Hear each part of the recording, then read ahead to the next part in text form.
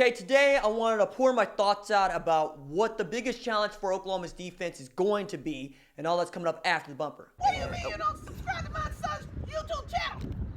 Mama, no! Just snap the damn ball, RJ. What's up, kinfolk? It's RJ Young. I am not on Step Mill. Consider hitting the like and subscribe button because I upload a video every single day. It's always OU related, college football related, sports related. We have a good time.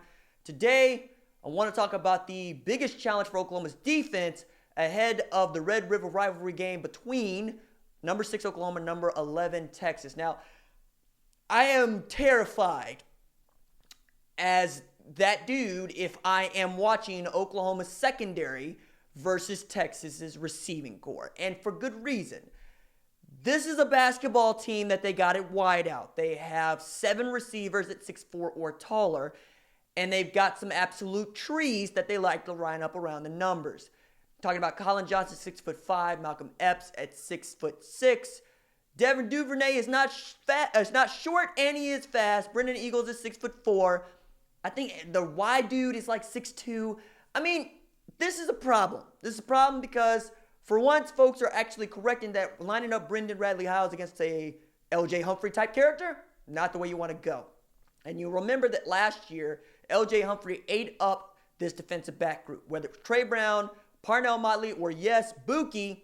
This was not a good look for Oklahoma, and for that matter, it's not a good look for most defensive back crews. And the reason that I am absolutely terrified if OU is the squad is I watched Texas's receivers go up against LSU's defensive backs and give them everything that they wanted and then some. I'm talking about Derek Stingley, who's going to be drafted in the first round in a couple of years. The way that people talk about your man's out at Clemson, Sunshine, Ronnie Bass, Trevor Lawrence, is the way y'all should be talking about Derek Stingley. Because Derek Stingley is awesome. Christian Fulton, awesome. Grant Delpit, you know about. There's dudes out there, right? And those dudes ain't the dudes at Oklahoma. I understand that Parnell Motley's been playing better. I understand that Tre Brown has been playing better. I understand that you feel some kind of way about Pat Fields playing better. But De'Aaron Turner-Yell is still your best strong safety. You get them lined up on any one of these dudes, that is not a matchup you want. Now, I also get that Tre Brown, Parnell Motley are talking about how important it is to have good technique and to line up in a high five and play your technique and try to take away the 50-50 ball. Good luck, though. It's one thing to know what your technique is supposed to be. It is another thing entirely to play the correct technique. It is another thing entirely to try to keep Collin Johnson or Devin Duvernay from catching the football. You're also going to need to get outstanding pass rush. But if you send more than 5, and Alex Grinch will, you're also inviting Sam Ehlinger to eat you alive running with the ball, and we know what that is. I keep saying it over and over again. If you are an Oklahoma fan and you are not terrified of this game, you haven't been paying attention. Because yes, Oklahoma's played well defensively. They played well defensively against Kansas, Texas Tech, South Dakota, UCLA, and Houston. Ain't none of them teams any good. Texas had an opportunity to beat LSU. LSU is playing undefeated against Florida, who's also undefeated, and I'm picking LSU to win that game because I think LSU could actually win the SEC championship. And if not them, Georgia. And if not Georgia, LSU, Bama. Definitely not Auburn. Definitely not A&M. Definitely not, Mississippi State, Vandy, so forth, so on. Arkansas, good luck. But this game in the Big 12 is probably going to reveal your Big 12 champion, all right? Now, I understand that Oklahoma lost this game last year and won the Big 12 championship playing the college football playoff.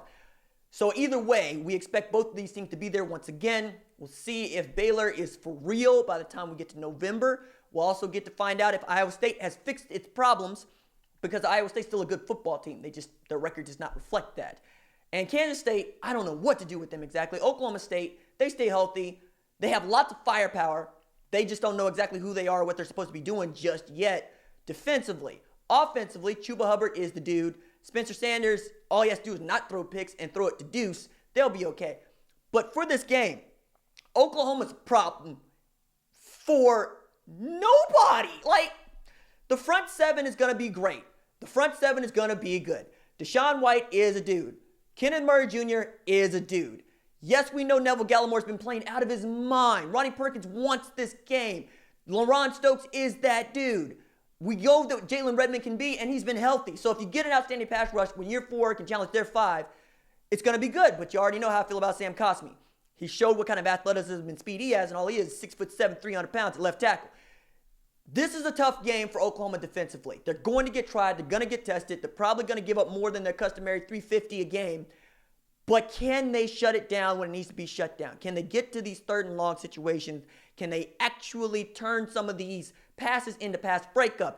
Can they prevent 6'4", 6'5", 6'6" receivers from catching the ball? We're going to find out Saturday. All right, that's it for me. Deuces.